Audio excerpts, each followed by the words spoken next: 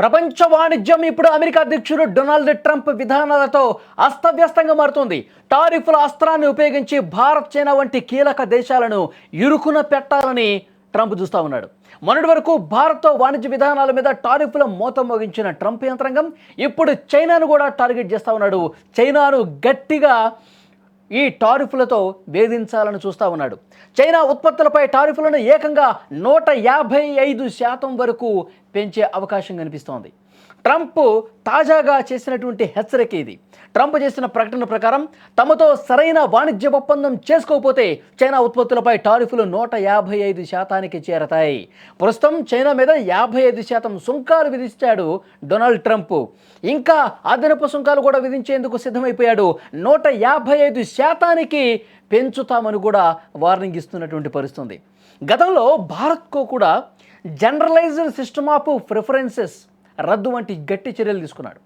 దీన్ని బట్టి చూస్తే రెండు అతిపెద్ద ఆసియా ఆర్థిక శక్తులైనటువంటి భారత్, చైనా వాణిజ్య విధానాలను మార్చాలని ట్రంప్ ఒక ప్లాన్ ప్రకారం ముందుకు పోతున్నటువంటి పరిస్థితి.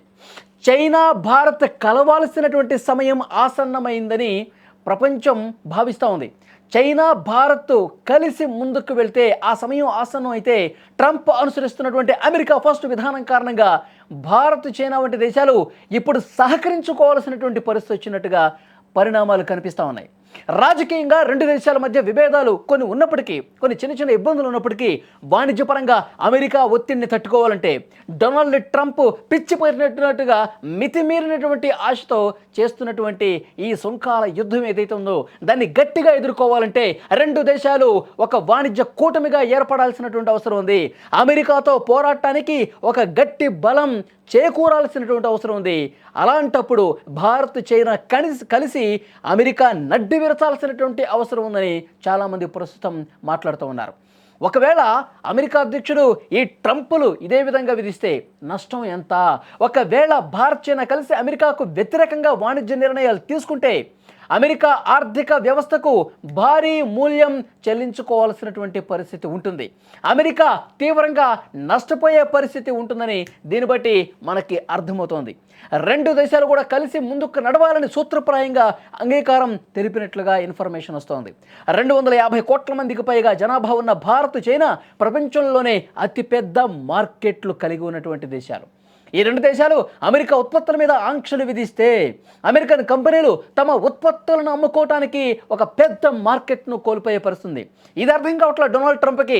నేను భారత్ మీద సుంకాలు విధిస్తాను, చైనా మీద సుంకాలు విధిస్తాను, నా కాళ్ళ దగ్గర పడి ఉండాలి వీళ్ళు అని చెప్పి భావిస్తూ ఉన్నాడు కదా డొనాల్డ్ ట్రంప్. కానీ ఇదే రకమైనటువంటి వైఖరిని, ఇదే రకమైనటువంటి ఒక పట్టుదలని ఈ రెండు పెద్ద దేశాలు భావిస్తే గనక ఏంటి పరిస్థితి? అమెరికా నష్టపోయే అవకాశం ఉంటుంది, అమెరికా కంపెనీలు నష్టపోయే పరిస్థితి ఉంటుంది, తద్వారా అమెరికాలో ఉన్నటువంటి ప్రజలు నష్టపోయే పరిస్థితి ఉంటుంది. ఇది ట్రంప్కి అర్థం కావట్లా. ట్రంప్ పిచ్చి పట్టినటువంటి నిర్ణయాలతో రెండు అతిపెద్ద దేశాలతో చెలగాటమాడుతున్నటువంటి పరిస్థితి ఉంది. ఐటీ, ఫార్మా రంగాల్లో భారత్ కీలక పాత్ర పోషిస్తుంది. ఇరు దేశాల నుంచి ముడి సరుకులు, విడి భాగాల దిగుమతి నిలిచిపోతే అమెరికాలోని తయారీ పరిశ్రమలు, టెక్నాలజీ కంపెనీల ఉత్పత్తి దాదాపు నిలిచిపోయేంత పరిస్థితి వస్తుంది. దీనివల్ల అమెరికాలో వస్తువుల ధరలు అమాంతం పెరిగిపోతాయి, ద్రవ్యోల్బణం పెరిగిపోతుంది. అమెరికా కంపెనీలు చైనా, భారత్లో చేసిన పెట్టుబడులు ప్రమాదంలో పడతాయి. అమెరికాతో వాణిజ్య ఉద్రిక్తతలు పెరిగితే కనుక ఆసియా కూటమి అమెరికా పెట్టుబడులను స్వాగతించకపోవచ్చు. అమెరికన్ల ఆర్థిక భవిష్యత్తు మీద దీని ప్రభావం కనిపిస్తుంది. అందుకే భారత్, చైనా రెండు దేశాలు ఏకమైతే అది ప్రపంచ వాణిజ్య సమీకరణాలను పూర్తిగా మార్చేసే పరిస్థితి ఉంటుంది. అమెరికాకు అప్పుడు అతిపెద్ద సవాల్ ఎదురవుతుంది. ట్రంప్ అనుసరించే ఈ టారిఫ్ పాలిటిక్స్ ఏవైతే ఉన్నాయో వీటిని ఎదుర్కోవటానికి ఈ రెండు ఆసియా పవర్ హౌస్లు, అతిపెద్ద పవర్ హౌస్లు ఏ విధంగా ముందు అడుగు వేస్తాయన్నది కూడా చూడాల్సినటువంటి అవసరం కనిపిస్తుంది. కానీ చాలా క్లియర్గా అర్థమవుతుంది, భారత్, చైనాలతో పెట్టుకుంటే అమెరికాకి భవిష్యత్తు ఉండదు అని చెప్పి ఒక సంకేతం కనిపిస్తోంది. అంతర్జాతీయ విశ్లేషకులు, వాణిజ్య విశ్లేషకులు చాలా స్పష్టంగా చెప్తున్నారు. చెలగాటం ఆడుతున్నాడు డొనాల్డ్ ట్రంప్. భారత్తో ఆల్రెడీ గేమ్ స్టార్ట్ చేశాడు. ఇప్పుడు అంతకు మించినటువంటి గేమ్ చైనాతో ఆడాలని చూస్తున్నాడు. కానీ ఈ రెండు దేశాలు ఒక్కటైతే మాత్రం అమెరికా చాలా కష్టాలు ఎదుర్కోవాల్సి ఉంటుందని డొనాల్డ్ ట్రంప్కి ఇంకా అర్థం కావట్లేదు. ఇప్పుడు ఆయన తీసుకుంటున్నటువంటి నిర్ణయాలు, ఆయన ఏదైతే అనుసరిస్తున్నటువంటి విధానాలు అమెరికాలోనే అంతర్యుద్ధం వచ్చేంత పరిస్థితి కనిపిస్తోంది. నిన్న మనం చూసాం, నో కింగ్స్ డే అని చెప్పి పెద్ద ఎత్తున ఆందోళన చేశారు. లాస్ ఏంజల్స్లో కావచ్చు, న్యూయార్క్లో కావచ్చు, బోస్టన్లో కావచ్చు, ఇలా చాలా పట్టణాలు, నగరాలు, రాష్ట్రాల్లో అమెరికాలో వేలాదిగా రోడ్ల మీదకి వచ్చి డొనాల్డ్ ట్రంప్ వ్యతిరేకంగా నినాదాలు చేశారు. నో కింగ్ అంటూ, ఇక్కడ ఎవరూ రాజులు లేరంటూ అంత పెద్ద ఆందోళన చేసినా ఇంకా కూడా ట్రంప్కి అర్థం కాని పరిస్థితి కనిపిస్తోంది. ఒకవైపు షట్డౌన్ నిరసన తెలియజేస్తూ ఉన్నారు అమెరికా ప్రజలు, మరొక వైపు అక్కడ వలసదారుల మీద మితిమీరినటువంటి ఒక పెత్తనం చెలాయిస్తున్నటువంటి పరిస్థితుంది. వలసదారుల్ని సక్రమంగా దేశంలోకి వచ్చి పనులు చేసుకుంటున్న కుటుంబాలని ఇబ్బంది పెడుతున్నటువంటి పరిస్థితుంది. ఎక్కడికెక్కడ అణచివేత కల్పిస్తుంది, జాతీయ బలగాల్ని మోహరిస్తున్నటువంటి పరిస్థితుంది. కాబట్టి ఇంకా డొనాల్డ్ ట్రంప్ ఒకవైపు పెద్ద ఎత్తున ఆందోళన జరుగుతుంటే, ఇది అమెరికా హైట్ ఆందోళనలు, అమెరికా అంటే పడని వాళ్ళు, గిట్టని వాళ్ళు ఇదంతా చేస్తూ ఉన్నారని చెప్పి సర్ది చెప్పుకునేటువంటి పరిస్థితికి వచ్చాడు డొనాల్డ్ ట్రంప్. కానీ భవిష్యత్తు మాత్రం చాలా క్లియర్గా అవుతుంది. ఇప్పుడు ఆయన రెండవసారి అధ్యక్షుడైన తర్వాత 3 సార్లు అతిపెద్ద ఆందోళనలు జరిగాయంటే ఆయన విధానాల్ని ఏ విధంగా అమెరికా ప్రజలే వ్యతిరేకిస్తూ ఉన్నారు, అమెరికాలో ఉన్నటువంటి అక్కడ నివసిస్తున్నటువంటి వాళ్ళే ఎంత తీవ్రమైనటువంటి వ్యతిరేక భావనతో ఉన్నారనేది కూడా డొనాల్డ్ ట్రంప్కి అర్థం కావట్లా. ఇప్పుడు అతిపెద్ద వాణిజ్య దేశాలు అయినటువంటి భారత్, చైనా, అతిపెద్ద ఆర్థిక వ్యవస్థల్ని కలిగినటువంటి భారత్, చైనాను ఇరుకుని పెట్టాలని చూస్తున్నాడు. కానీ భవిష్యత్ ఏ విధంగా ఉంటుందో ఊహించనటువంటి పరిస్థితి కనిపిస్తోంది. అమెరికా అధ్యక్షుడు డొనాల్డ్ ట్రంప్ ఇదే రకమైనటువంటి పద్ధతిని కొనసాగిస్తే, గతంలోనే మనం చూసాం టియాంజింగ్ వేదికగా భారత్, చైనా, రష్యా 3 దేశాలు కలిసి మాట్లాడుకున్నటువంటి పరిస్థితి. డొనాల్డ్ ట్రంప్కి గట్టిగా బుద్ధి చెప్పాలంటే, అమెరికా అనుసరిస్తున్న విధానాలకు, వాళ్ళు చేస్తున్నటువంటి వ్యవహారాల్ని గట్టిగా చెక్ పెట్టాలంటే మనం కలవాల్సినటువంటి అవసరం ఉందని చెప్పి చాలా స్పష్టంగా ఆ రోజే మాట్లాడుకున్నారు. ఇప్పుడు డొనాల్డ్ ట్రంప్ ఇంకా వెనక్కి తగ్గకుండా ఇదే మొండి పట్టుదలతో, ఇదే సుంకాలు విధించుకుంటూ పోతే, ఒక సైకోలాగా బిహేవ్ చేసుకుంటూ పోతే అమెరికాకి భవిష్యత్తు ఉండదని చెప్పి అమెరికాలో ఉన్నటువంటి మేధావులే ప్రస్తుతం మాట్లాడుతున్నటువంటి పరిస్థితి ఉంది. సో చూడాలి నెక్స్ట్ ఏం జరగబోతున్నది.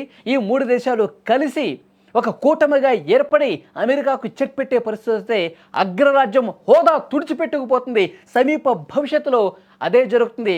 దానికి నాంది పలికిన వాడు డొనాల్డ్ ట్రంప్ అని చెప్పి అతిపెద్ద మచ్చ తీసుకొచ్చే అవకాశం కూడా అమెరికాకి డొనాల్డ్ ట్రంప్ రూపంలో కనబడవచ్చు అని చెప్పి విశ్లేషకులు చెప్తున్నటువంటి మాట.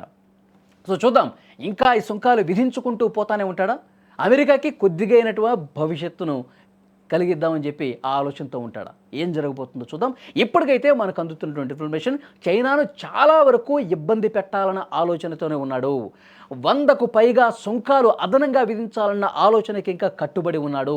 అదే గనక జరిగితే ఈ త్రిశక్తి కూటమి కట్టడం ఖాయం, అమెరికాకి బుద్ధి చెప్పటం ఖాయం, అమెరికా భవిష్యత్తును డొనాల్డ్ ట్రంప్ నాశనం చేస్తూ ఉన్నాడు అనేది కూడా క్లియర్గా అర్థమవుతున్న పరిస్థితి. చూద్దాం నెక్స్ట్ ఏం జరగబోతున్నది.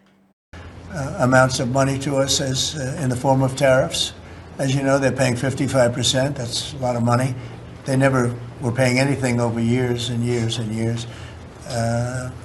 But they were like anybody else. A lot of countries took advantage of the U.S. They're not taking advantage anymore. No, China's paying 55% and a potential 155% come November 1st, unless we make a deal. And I'm meeting with President Xi. We have a very good relationship. We're going to be meeting in South Korea in a couple of weeks. And we'll see what we can do. We have a very good relationship with China, but you know, it's been probably a little bit like your relationship with China. They try and take advantage, but most countries do. I mean, I can say the European Union took advantage, but not anymore. We worked out a very fair trade deal. Japan, we worked out a very fair deal. South Korea, where I'll be meeting President Xi, we worked out a very fair deal. And I expect we'll probably work out a very fair deal with President Xi of China. So most of you will be with us. It's going to be very exciting. And I think we're going to work out something that's good for both countries.